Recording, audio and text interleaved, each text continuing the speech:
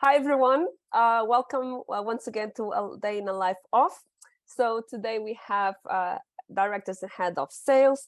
We have here Paulina from Dixa. We have Paris from Orgnostic, and we have Felipe from Pipefy. I work for Wonderway. I'm head of business development, and I'm here to better understand a little bit more what's going on the everyday lives of a head of sales. I'll let my guest speakers introduce themselves. So Paulina, please go ahead. Thank you, Mafalda, and thank you for setting this up. I think it's a great round.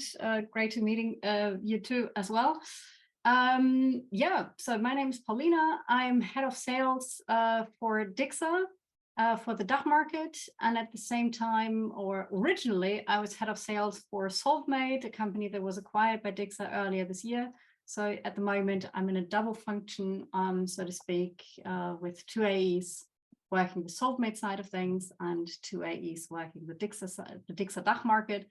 Very, very exciting role and time for that role. I can imagine. I almost introduced you as Solvmate, so I was like in that second, was like, and I remember not anymore. It's Dixa. Thank you so much, Faris. Yes, hi everyone. Also pleasure to be here. Thanks, Mafalda, for setting this, and pleasure to hear more about how other colleagues actually live and work in this sales world as well.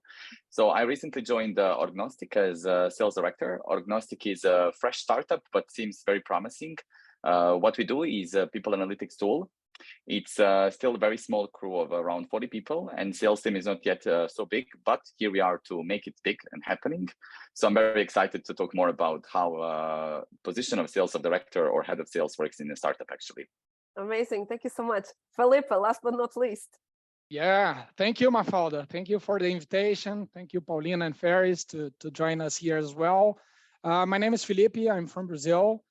Today I had the sales operation at Pipefy. Pipefy is a business process automation solution. We are currently on a little bit over 4,000 customers around more than 150 countries spread around the world. Today I had an operation of 80 people. It's actually 3 teams: inbound, expansion, and enterprise sales. So it's my pleasure to be here. It will be great to discuss a little bit more about our day-to-day operations and strategies as well.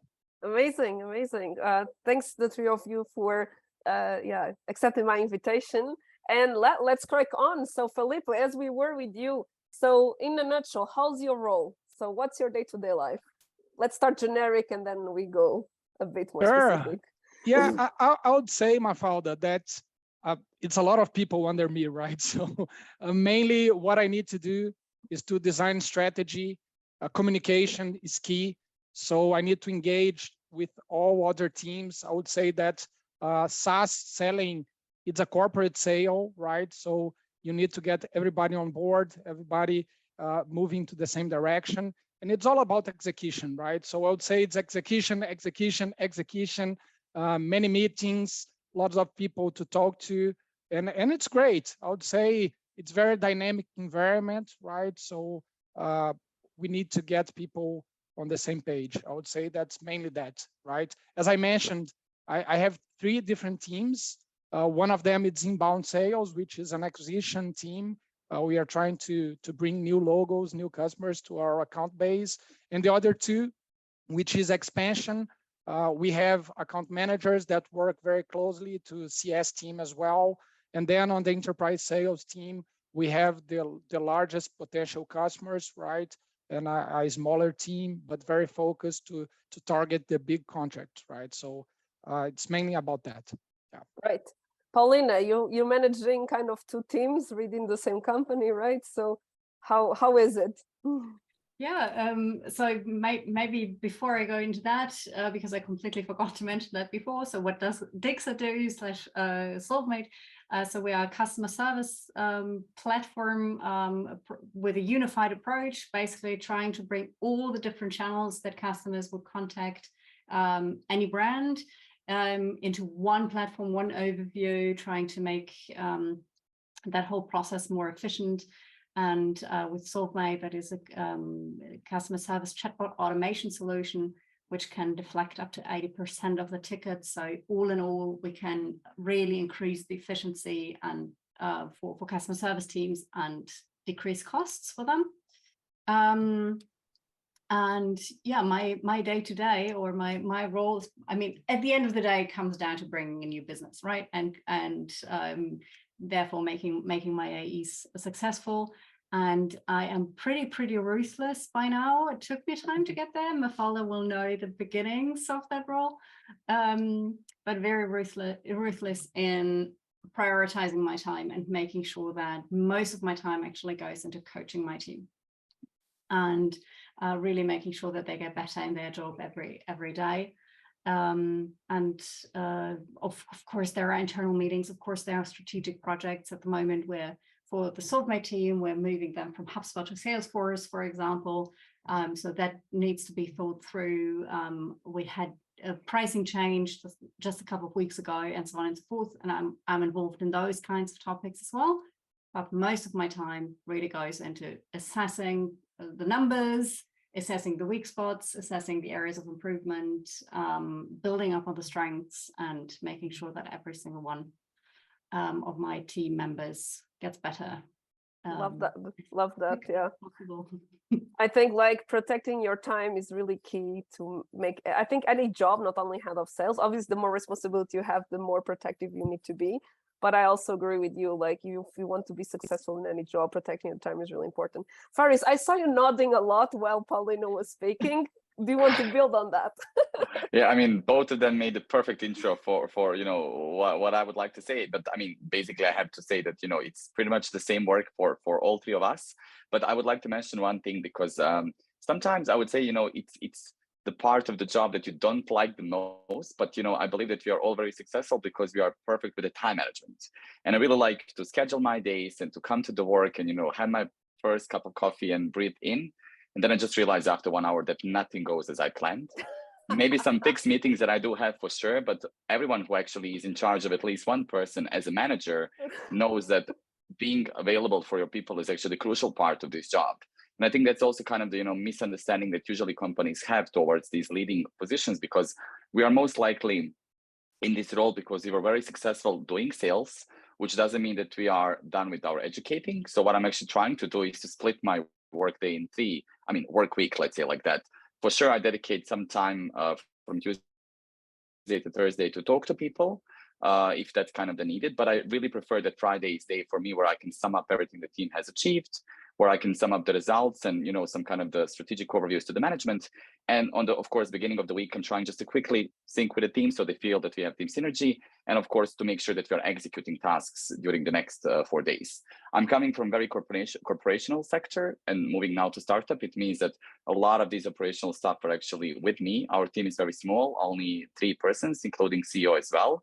But what I really like about this role of a sales director in a startup is that you can really impact a lot of things, and you have this kind of the feeling that you're really building up something. And sometimes, even though you think, I know it, but it might not work, and then it works well, is really something that kind of empowers you as well. So I would say that it's actually very diverse role, and it really depends also in which company you are doing that as well. But however, it's very, very fruitful role because you can really feel that you're impacting something in that sense. Yeah, absolutely. I asked this question in another talk I had with the head of marketing also in startups, but I say, how is your typical day look like? And they answer, oh no, I don't know. It's so unstructured. Would the three of you relate to that? Or do you have like a more fixed routine? Felipe, how is it with you? Yeah, I would say that my day is kind of crazy and very busy, right? Most of my job role is to get people on the same direction as I mentioned, right? So it's all about communication. I would say that in average, today I'm working completely remote. The whole company is, right? People are based all over the world. But I would say that, so first of all, there's the differences in time zones. So usually we have some meetings in some some strange times, but usually I would say that I have in average 12 to 16 meetings per day.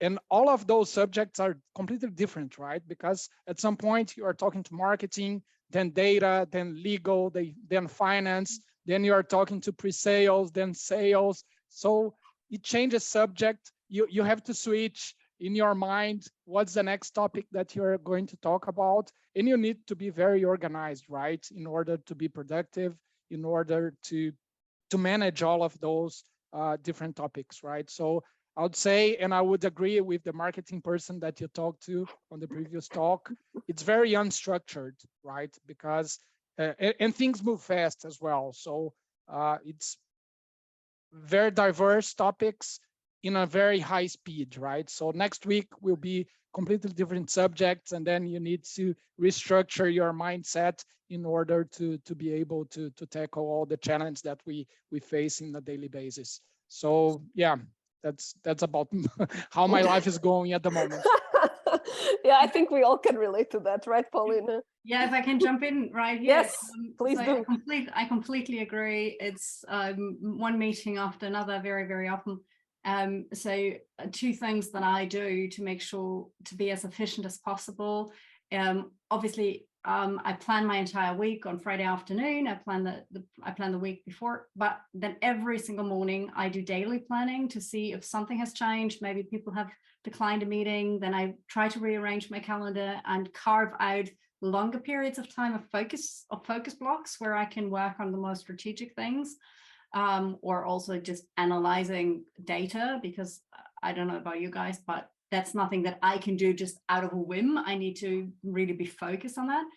And then my team knows that I only check my Slack and my emails 3 times a day, in the mornings, lunchtime, and in the evenings. And if there's something urgent coming up during the day, they need to give me a call on my phone. Very old school, I know. But otherwise, I won't get anything done with the Slack messages popping up left, right, and center all day long. And another important point for me is to set my calendar invites on short meetings per standard, so that I have 5 to 10 minutes between every meeting to do a mini meditation, or get a cup of tea or whatever. Breathe. Breathe, yeah. Because otherwise the switching between the topics that Philippe has mentioned is just not working. So you need to be able to really close off one topic before you enter the next. Yeah, absolutely. I can agree. relate to that. Paulina, I need to get some coaching out from you, because I also set my calendar for short meetings, but usually it does not happen like that. Yeah. Well, as I said, I'm very ruthless with my time. So I will, of course, it's something different when the C-level is in the meeting. Then I will not be saying, hey guys, wait, it's my short meeting, I need to go. But usually I try to really stick to that, that I have at least 5 minutes between different meetings. I'm like with Philippe, I'm like, I need also coaching on that, I have to say. How about you, Faris? Yeah, I would say that for Paulina, like what helped me a lot, because I live in different countries, you know, like Bangladesh, Malaysia, which is a bit more Asian aggressive culture. And then coming to Estonia was actually really amazing, because I learned this Estonian efficiency in terms of the time. Like if you schedule a meeting for 30 minutes, it can be like 39 and 59, but it can't be longer than that. So it's actually very important for the time. In my day, I mean, I'm 5 a.m. club. I wake up every day at 5 a.m. So usually by the time that I come to work, people are still sleeping. So in that sense, I'm actually really using these 2 hours in the morning for myself to go through the most important things and to really make sure that I'm always a little bit upfront with the tasks. Sometimes it can be also a bit bad because you are a bit too pushy for the organization. But on the other side, to be honest, this role, I really enjoy helping people to succeed. That's what makes me the most happy. And if I have to prioritize some tasks on my side, or actually to dig into, because I was building up a BDR team in my previous company, and I had 3 BDRs joining at the same time. And basically majority of the sales nowadays goes via LinkedIn, and that's where we had the best conversion. And these are the live conversations. So whenever they have to handle objection, I have to be available for them, at least initially, to support them on that part. So from that perspective, and it really makes me the most when they get someone on the call. So I would say that I'm trying to stick with my schedule. However, I'm still more, this sensitive leader who kind of goes after people, but I'm also in that sense now applying this, that I have usually 10 to 15 minutes between the meetings, and I put myself the maximum 4 meetings per day, because I also have to eat healthy. working remotely, it's sometimes also challenging to cook. You have to think about that as well. I So there are a cooked lot the of dinner twice. I cooked dinner twice, so I eat the next day. Yeah. Yeah, I mean, these are all logical stuff, for example, that you really have to take into your consideration. And I think everyone who works with me knows that between 12 and 1 p.m., there is no way you're going to get me because I'm eating. And if I don't eat, I'm not happy, and then no one is happy, am I right? So from that perspective, there are certain things that you have to kind of inform to people in advance. But to be also very honest with you, I'm also happy, and I'm sure that goes to Felipe and Paulina as well, that we kind of can influence people that we work with in terms of our teams. And you're trying to find pretty much same team synergy, so people really understand each other's working behavior, and they can also adjust towards that. Because I really respect everyone's private time, but also really, ask from people to respect my obligations and some, timelines on my end as well. Absolutely. And we are still on you. So what do you think would be the biggest challenges of your role? Yeah, I mean, general. to be honest, yeah, exactly. I think this kind of the, balancing between being strategically important and involved in some discussions, and also on the other side, actually being in charge of people's growth. Because sometimes you also have to really discuss about high level stuff, but then sometimes also have people who need you. And then in between all of these things, you have to find yourself. And also sometimes, to be honest, many times I might not agree with the decisions that we have to pursue. However, I need to communicate them to the people, and I have to make sure that that information goes in a positive way, because changes are very often also a positive thing. So I would say that, besides being great salesperson and manager and having extremely well communication skills, as Felipe mentioned, I would say that all of head of sales also have to attend some, peace course on how to make sure that information that they're going out is really peaceful, transparent, and on a way that it satisfies everyone. So that's the biggest challenge in my opinion. Felipe, what would you say in your case? Yeah, I would say, Mafalda, we are in a very high growth phase of the company, right? So we are growing year over year about 80 to 100%. So the pace is really fast, right? And people need to adapt to the new scenarios that are constantly changing, right? So I would say on this type of environment of high growth, there's a lot of pressure, right? There's a lot of anxiety as well. So I would say that my biggest challenge is to get people on board of this type of environment, right? So setting up the culture, and sales, it's a numbers game, but behind every number, there are behaviors, processes, skills. So you need to find the right people. You need to coach those people to go along. You need to move if you need, right? In terms of people, in terms of processes, playbooks, and all that. So I would say that the main word that comes to my mind is adaptability, right? So people need to adapt fast. I need to adapt fast to the new scenarios. So I would say that's the biggest challenge for every high growth startup, at least in our case. I completely agree with you. How about you, Paulina? What would you add here? I think it's very similar to what Felipe and Faris have mentioned, and also what Faris, you made a point before that usually as a sales leader you become a sales leader because you're a very good seller, and then you're being promoted, and very often you're still expected to be a rockstar seller and be a rockstar leader at the same time, and but usually you don't receive any coaching or training on coaching, right? So there is a lot of learning for yourself while you are trying to be a role model, walk the talk, bring in business, and so on and so forth. And so I find it extremely challenging to make sure that I'm constantly focused on the right things that actually move the needle, and to let go of that expectation towards myself that I need to be the best at everything, right? My people are much better in certain things as a seller or in prospecting, especially in prospecting. That never was my strong suit. So I know exactly that my AEs are better in certain topics than I am, and that is okay, and that has to be okay. But it comes at a price from time to time that they're always looking for you to for the answers, right? They always expect you to have a solution for everything and to be able yeah. to every single problem. Yes. And I don't see my role like that. I'm providing them the path to find the solution themselves. I try to ask them the right questions at the right time to make them think about things, to find the solution themselves, and hopefully learning from that process, and hopefully doing the next time doing it themselves in the first place without coming to me. But I mean, you know what I mean, right? It's so that is those are the things that I find challenging in this role. And obviously also I am extremely invested in my people's development. I'm seeing the whole people, but as a sales leader, you are usually only judged by pure numbers.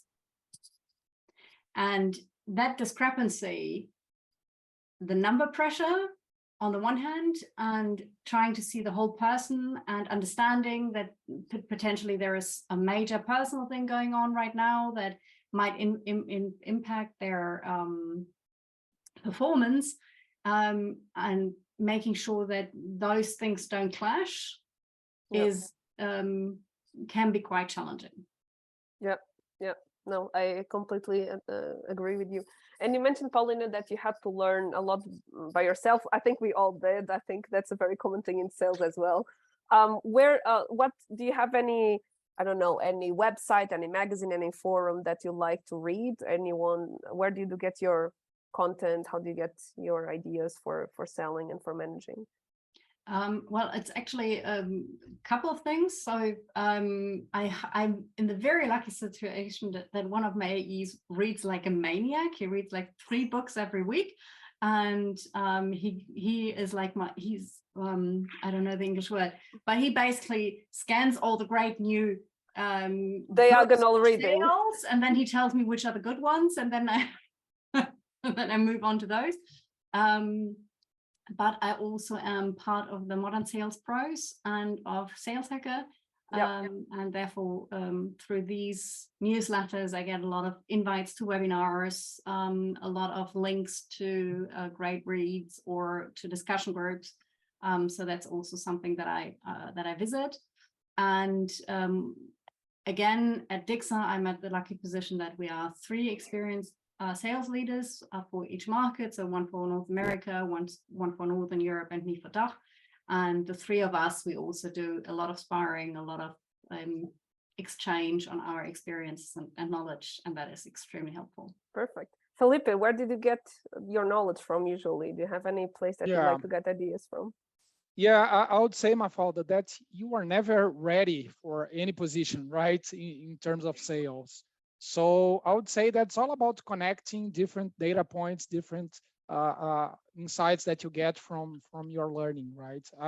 I'm also an avid reader, so not 3 books per week, but maybe per month. So I read quite a lot, and I also our sales type of thing is very related to IT. So I read Gartner, Forrester, also SaaStr, and everything that talks about SaaS. I set up alerts on Google, so on keywords that at that specific moment I'm trying to learn more about. So I get this weekly type of content from Google. I also like very much to read about futurism, so and technology in a broader sense. So TechCrunch, The Verge, Mashable. These are kind of daily blogs that I go to. So yeah, and also as Paulina mentioned, I participate on webinars. I try to do at least 1 benchmark session with other sales leaders from other companies per week. So I try to understand what are they saying, what are they doing, and also on LinkedIn, I follow a lot of people, right? So usually they post lots of insights, and that's very useful as well. So yeah, a bit of everything, I would say. Yeah, I can tell you're an avid reader, Felipe. How about you, Faris? Where did you get your ideas from?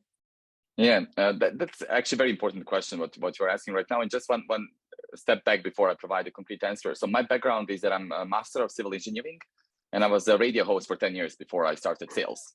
So in that sense, I know nothing about sales officially. I even didn't know what is invoice. So I'm very open about that. And then whenever someone wants to change industry, I'm always saying them, my example is the best, so we can still learn about sales. However, my learning was also very tough because I literally moved to Bangladesh for 2 years as a sales manager, and it was learning by doing. So from that example, I actually have realized how much it's important to have someone with whom you can work on together. It doesn't have to be manager. It can be just even your colleague who is very successful. But if you have like weekly alignments with that colleague. So I wouldn't repeat everything that Paulina and Felipe mentioned because it's basically pretty much similar what we're all using, but I would maybe just rather provide one thing that I'm doing.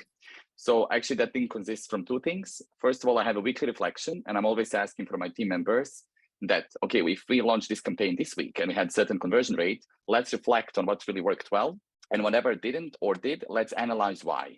If we can at least get to that why, then we know what we have to learn, which comes to Paulina's mentioning, why and how I know that I'm really focusing on the important things. So if I know that now our priority is to build up the sales pipeline, then, when I open LinkedIn, I'm in the early morning also very shocked, and I have a heart attack because there's so many people talking about so many things, and I have FOMO. By the time I click on all of them, I'm like, okay, so it's already 1 hour left. So I need to understand, okay, if now I'm focusing on generating more revenue to my company, then most likely I need to focus on objection handling and how to speed up the sales process. So I'm trying to focus with team on, let's have some educational sessions on that part. Let's have some brainstorming sessions, and let's actually try to read the books that are more focused on that, because apparently our pipeline is stuck there. And on the other thing, to be honest, what I have realized is actually there are so many great people that you talk on everyday basis, whom maybe you are even selling the things. But I always offer them, maybe, of course, in most of the cases, hey, let's have a casual call as two leaders, just understand how you do your sales and how I do my sales. And maybe we can also learn from each other. So that's the thing where, as I mentioned, I think we're all surrounded with great people. But if we just, put them out of that, okay, now I'm selling to Mafalda, maybe Mafalda is also selling to someone. So, maybe I should sync with that person on how the sales process works in their company. So most likely Felipe and Paulina will get invited after this session from my side to maybe have 30 minutes casual chats to see how Paulina things for work. the time management for sure, I can tell. Yeah, I mean, Good. always more than happy to hear new things, to be honest. So we got to the last question of the session, which is a surprise one. So I asked people, SDRs, to send me a lot of prospecting emails, also for me to see what's going on there. And I selected one per persona. I took out their names and their companies. So I'm going to show you that email it's supposed to be to head of sales. And I want your honest feedback on it. So let me share my screen. And I didn't correct anything. Is as pure as they send me. I just removed the name. So I'll just read it very quickly. Hi, let's say Paulina. Do you mind if I make an observation? Usually improving rep productivity is a priority for sales leaders, but reps typically lose 2 to 3 times of their time to mundane admin tasks like logging activities and updating the CRM. Teams at Crunchbase and Lily I use our company Zero Adoption platform to capture and automate CRM data across your tech stack. Would potentially saving 6 to 5 hours a week per rep help your team? So, Felipe, what's your first impressions on this email? Yeah, first of all, Mafalda, I would say that email prospecting is not being very, very accurate anymore, right? People just receive a bunch of emails every day, right? So Yes. Usually people just don't open, or they just don't care, right? So it's true. Yeah. So what I'm seeing more traction, it's more personalized type of messages, right?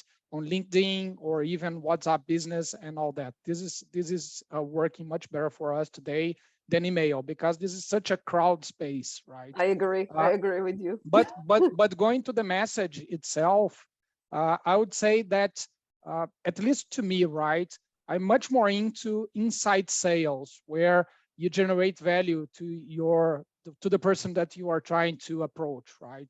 So I can see some traces of that here, but at least to me, this is not very compelling, right? Because of course, saving hours is good for everybody, but you don't say how you're going to do that and why would you jump into that conversation, right? So initial thoughts go in that direction from my side. It's so funny because I did the same with the head of marketing persona, and they said exactly the same as you, Felipe. Before they analyzed the email, they also mentioned, first of all, email, blah blah blah.